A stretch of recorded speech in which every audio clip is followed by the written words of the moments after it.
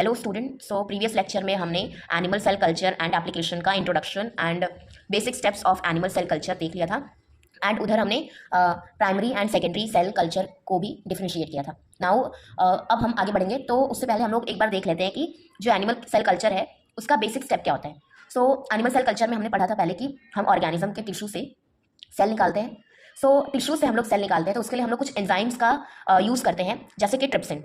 So enzyme का use करते हैं टिश्यू से सेल निकालने के लिए। अब ये जो हमारे पास सेल आ गया, इसको हम लोग कल्चर करते हैं, न्यूट्रिएंट मीडिया प्रोवाइड करते हैं, इसको कल्चर कर देते हैं। ये वेसल होता है, यानी कि आगे हम लोग देखेंगे जो एनिमल सेल कल्चर में जो वेसल्स यूज़ होते हैं।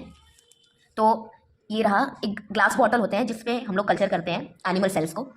सो ये डिवाइड करता है एंड एक मोनोलेयर बनाता है, यानी कि जो सरफेस है ना उसको पूरा कवर कर लेगा। ऐसे ये जो पूरा सरफेस है ना उसको पूरा कवर कर लेगा एंड प्रॉपर्टी दिखाता है कॉन्टैक्ट इनिबिशन की। कॉन्टैक्ट इनिबिशन मीन्स जैसे ही उसको लगेगा कि जो सेल पूरा जो सरफेस है वो पूरा कवर हो चुका है एंड वो जैसे ही सेल वेसल के कंटेनर से टच करेगा, वो जो डिवीजन है वो रोक देगा, मतलब कॉन्टैक्ट इनिबिशन की जो प्रॉपर्टी है वो शो करेगा। ये बन जाता है हमारा primary cell line.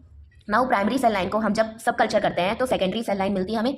Secondary cell line को सब कल्चर करते हैं तो टर्शरी सेल लाइन मिलती है एंड ऐसे ही हम लोग सब कल्चरिंग करते जाएंगे तो ऐसे सेल लाइन हमें मिलती जाएगी, बट फाइनाइट मिलती है, यानी कि इन्फिनाइट नहीं मिलती है।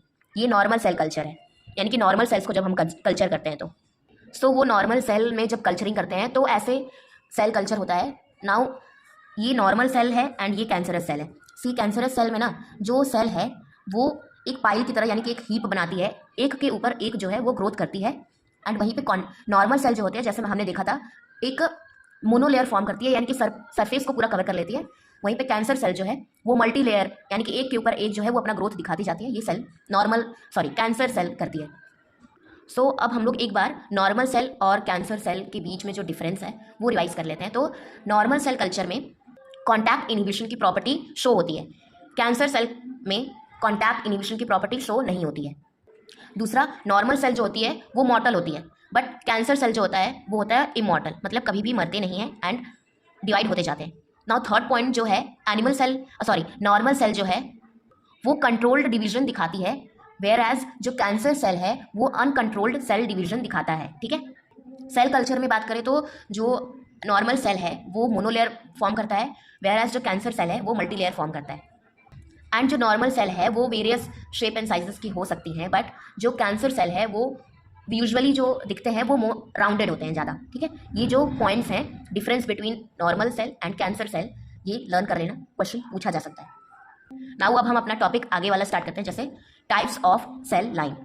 सो टाइप्स ऑफ सेल लाइन में हमें 2 टाइप्स ऑफ सेल लाइन के बारे में पढ़ना है, एक फाइनाइट सेल लाइन और एक कंटिन्यूअस सेल लाइन।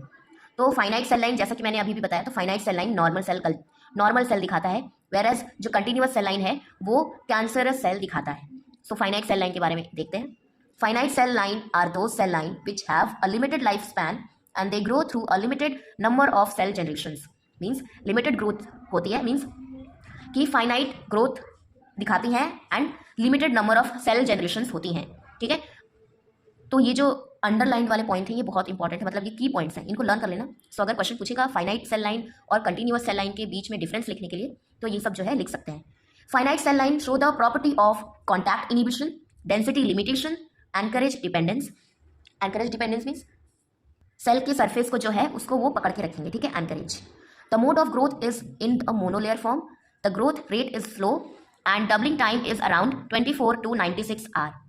सो ये जो की पॉइंट्स हैं ये लर्न कर लेना। ठीक है, एंड यही सारी जो प्रॉपर्टी है मैंने नॉर्मल सेल की भी बताई थी। ठीक है, डबलिंग टाइम जो है वो याद रखना 24 to 96 hour finite cell line का।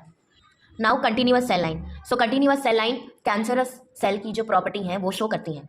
सो cell line transformed under in vitro culture conditions give rise to continuous cell line. The various property associated with continuous cell lines are. So properties जो है वो learn कर लेना, यही properties जो है हमें डिफरेंसेस में भी लिखनी है।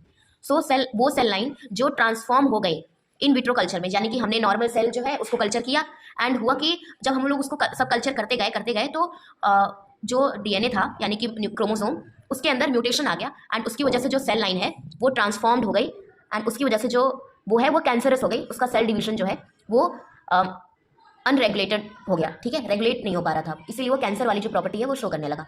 जैसे इसकी प्रॉपर्टीज, जैसे the ploidy change in basic number of chromosomes, जैसा मैंने बोला प्लॉइडी चेंज हो सकती है सेल की, change in basic number of chromosome, no contact inhibition.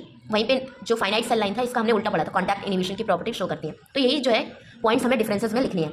No anchorage dependence, the mode of growth is either monolayer और suspension form, the growth rate is rapid and doubling time is between 12 to 24 hour. तो growth rate इनका rapid होता है, जल्दी जल्दी divide करती है। वहीं पे जो फाइनाइट सेल लाइन है वो धीरे धीरे डिवाइड करती है, ग्रोथ रेट जो है वो स्लो होता है उनका, डबलिंग टाइम भी बहुत कम है।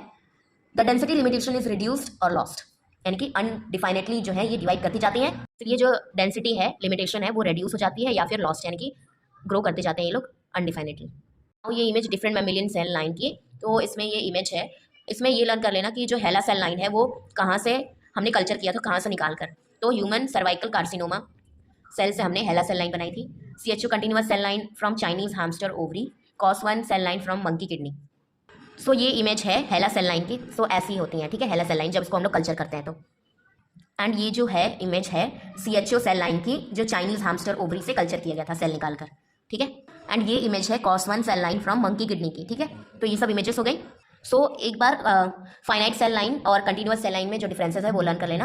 एंड ये भी लर्न कर लेना कि ये जो सेल लाइन बनाई गई है वो किस सेल से, किस पार्ट से निकाल कर सेल को कल्चर किया गया है। नाउ नेक्स्ट लेक्चर में हम physical environment for animal cell culturing के जो टॉपिक है यानी कि वो कवर करेंगे।